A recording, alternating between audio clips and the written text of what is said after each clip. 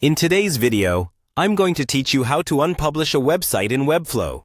Whether you're looking to remove it temporarily or for a longer period, these steps will guide you through the entire process with ease. So, let's dive right in. First, you'll need to navigate to the Webflow website.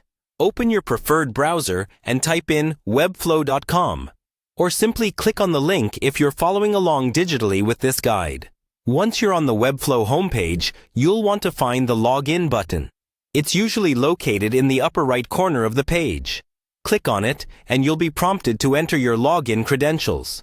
Make sure you have them on hand so you can smoothly access your account. If you're already logged in, you'll be automatically directed to the dashboard. Once you've logged in successfully, you'll find yourself on your Webflow dashboard. The dashboard is essentially your central hub where you can create new projects or manage existing ones.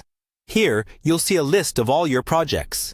What you'll want to do next is select the specific project that you wish to unpublish. Click on the project title, and it will take you to the project's main settings page. Now that you're in the project settings, pay close attention to the menu options. Locate the Publish button. It might initially seem counterintuitive if you're looking to unpublish, but this is the correct step. Click on Publish, and you'll be presented with a list of domains associated with your project. Here comes the pivotal action. In order to unpublish your site, you'll need to uncheck all the domains listed. By doing this, you're essentially telling Webflow not to display your website on any of these domains. It's important to ensure every domain is unchecked to successfully unpublish the site. Once you've unchecked the domains, your site will no longer be visible to the public. That covers the entire process.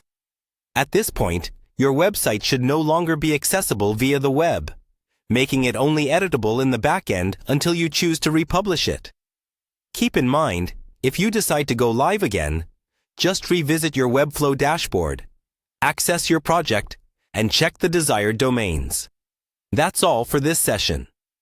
Thanks for joining me today, and I hope these instructions were helpful. If you have any further questions or need additional tips, feel free to explore more of our content.